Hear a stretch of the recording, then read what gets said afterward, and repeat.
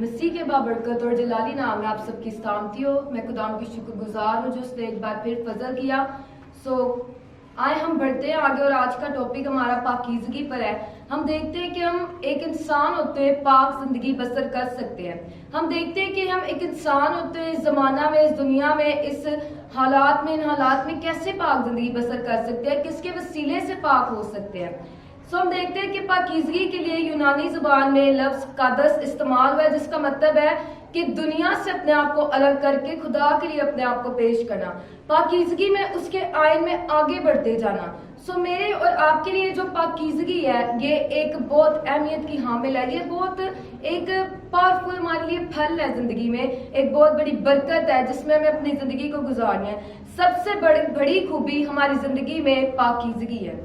ہماری زندگی کی سب سے بڑی خوبی اور سب سے اہم کام پاکیزگی ہے، پاک زندگی بسر کرنا۔ بہت مشکل ہے آج کے ایسے انوائرمنٹ میں، ماحول میں اپنے آپ کو پاک رکھنا، لیکن فقط یسوع کے وسیلے سے ہم پاک زندگی بسر کر سکتے ہیں۔ آئے کلام میں دیکھتے ہیں یسایہ 33 باب اور اس کی پہلی آیت۔ خدا کا کلام بیان کرتا ہے، تجھ پر افسوس کہ تو غارت کرتا ہے اور غارت نہ کیا گیا تھا، تو دغا بازی کرتا ہے اور کسی نے تجھ سے دغا بازی نہ کی تھی۔ جب تو دغا کر چکے گا تو دغا کیے جائے گا، اور جب تو دغا بازی کر چکے گا تو اور لوگ تجھ سے دغا بازی کریں گے۔ جب ہم اس زمانہ میں رہ کر ناپاکی کے کام کرتے ہیں تو پھر جیسا ہمارا رسپانس، ہمارا ایکشن ہوتا ہے، اگلا بندہ بھی ہمارے ساتھ ایسے ہی کام کرتا ہے۔ خدا کے کلام میں سے دیکھتے ہیں کہ ہم پاک زندگی بسر کر سکتے ہیں۔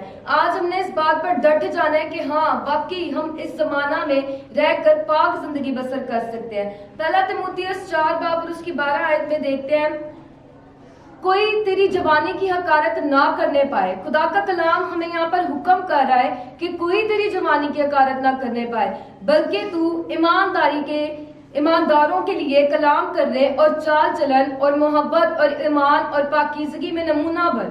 خدا کا کلام ہمیں یہاں حکم کر رہا ہے کہ ہم نمونہ بنے، کلام کرنے میں، ایمان میں، محبت میں اور پاکیزگی میں ہم ایسے پاک جوان ہوں، اور جس بھی عمر میں ہم پاک بنیں گے یسوع کے نام میں، کیونکہ خدا کا کلام ہی فقط ہے جو، خدا کا کلام ایسا پاک ہے کہ جو ہمیں کہہ رہا ہے کہ پاک بنو، تو خدا میں کلام میں اتنی قدرت ہے، وہ ہمیں ایسا پاک بنا سکتا ہے۔ کیونکہ احبار 11 باب اس کی 41 ورس میں لکھا ہے کہ میں پاک ہوں تم بھی پاک بنو۔ خدا کا کلام ہمیں پاک بننے کا حکم دیتا ہے، خدا کا کلام پاکیزگی کو ترجیح دیتا ہے۔ ہم اس بات سے جان جاتے ہیں کہ پاکیزگی ہماری زندگیوں میں واقعی اہمیت کی حامل ہے، اور پاکیزگی ایک بڑا مقام ہے، ایک بڑی جو ہے خوبی ہے ہماری زندگی میں، اور اس میں بسر کرنا زندگی کو بہت ضروری ہے۔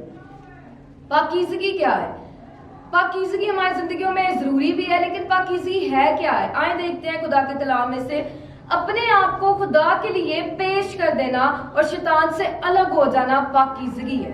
شیطان کے کاموں سے الگ ہو جانا اور اپنے آپ کو خداوند کے لیے پیش کر دینا، یہ پاکیزگی ہے۔ پاکیزگی ہمیں خدا کے پاس لے آتی ہے، اور ناپاکی ہمیں خدا سے دور لے جاتی ہے۔ ایسے کام جو ہماری زندگی میں ہے، ہمیں معلوم ہے کہ وہ گناہ ہے، ہمیں معلوم ہے کہ وہ ناپاک کام ہے، مگر ہم پھر بھی انہیں حرص سے کرتے ہیں، تو یہ خدا سے ہمیں دور کر دیتی ہے۔ ایسے کام ہمیں خدا کی پاکیزگی سے، اس کی قدوسیت سے دور لے جاتی ہے۔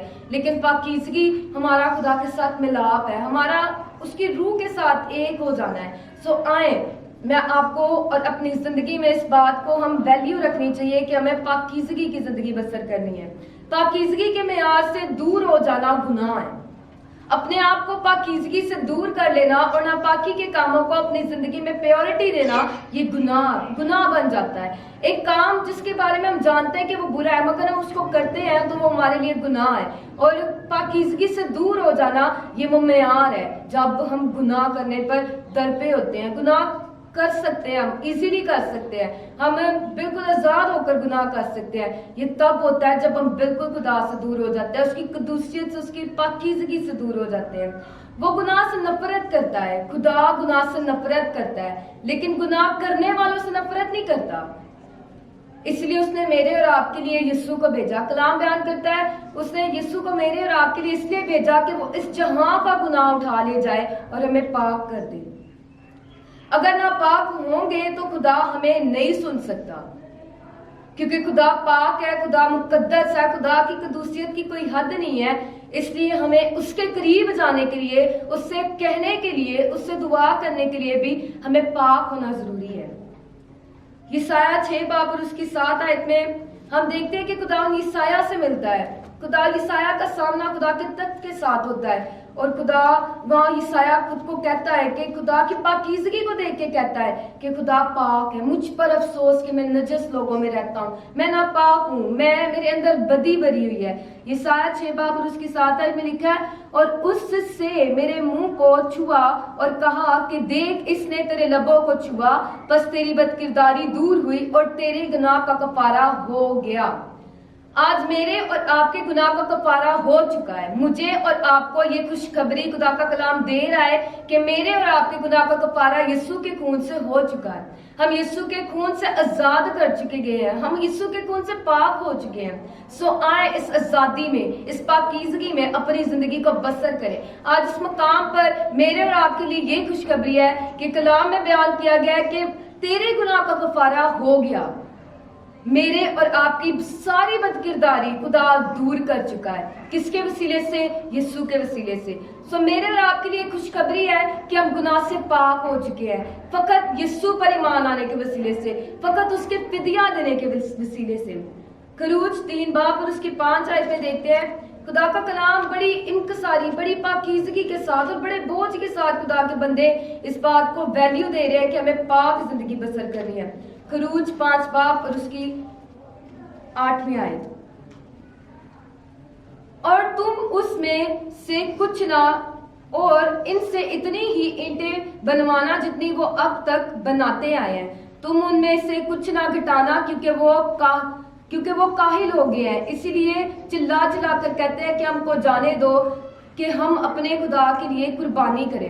میرے اور آپ کے لیے قربانی ہو چکی ہے۔ قرآن انعام میں دیکھتے ہیں کہ لوگ اپنی ناپاکی کو دور کرنے کے لیے قربانی چڑھانے جا رہے ہیں، لیکن آج اس زمانہ میں 2000 سال پہلے میری اور آپ کی ہاللویا پاکیزگی کا، فتح کا اور ہماری آزادی کا اعلان یسوع کے وسیلے سے ہو چکا ہے۔ متی 5 باب اور 8 آیت میں بھی ایسے ہی پاکیزگی کے بارے میں ہمیں پیغام دیا گیا، اور دیکھتے ہیں کہ کون سی چیزیں ہیں جو ہمیں ناپاک کرتی ہیں۔ مرکز 7 باب اور اس کی 23 سے 24 آیت میں دیکھتے ہیں کہ کون سی چیزیں ہمیں ناپاک کرتی ہیں اور خدا کا کلام کن چیزوں سے ہمیں دور رہنے کی تلقین کرتا ہے۔ مرکز 7 باب اور اس کی 20 اور 21، 22 اور 23 آیت، پھر اس نے کہا جو کچھ آدمی سے نکلتا ہے وہی اس کو ناپاک کرتا ہے، کیونکہ اندر سے یعنی آدمی کے دل سے برے خیال نکلتے ہیں، حرام کاریاں، چوریاں، خونزریاں، زنا کاریاں، لالچ، بدیاں، مکر، شہوت پرستی، بد نظری، بدگوئی، شیخی، بے وقوفی، یہ سب بری باتیں اندر سے نکل کر آدمی کو ناپاک کرتی ہیں۔ سو اگر میرے اور آپ کے اندر یہ باتیں ہیں، ہمارے اندر بد نظری ہے، شیخی ہے، بے وقوفی ہے، مکر ہے، لالچ ہے، تو یہ باتیں ہمیں ناپاک کرتی ہے، کیونکہ یہ ہمارے دل سے نکلتی ہے۔ تو جو ہمارے دل پہ ہوتا ہے وہی ہماری زبان پہ اور ہمارے ایکشن میں آتا ہے۔ سو ضروری کیا ہے کہ ہم اپنے آپ کو ان چیزوں سے پاک کریں۔ ہم دیکھتے ہیں کہ ہمیں کیا چیزیں پاک کر سکتی ہیں۔ ہمیں خدا پاک کر سکتا ہے، یسوع مسیح کی مدد سے ہم پاک ہو سکتے ہیں۔ اس کے لیے حوالہ نکالے پہلا تسلیکیوں 5 باب اور اس کی 24 سے 23 آیت۔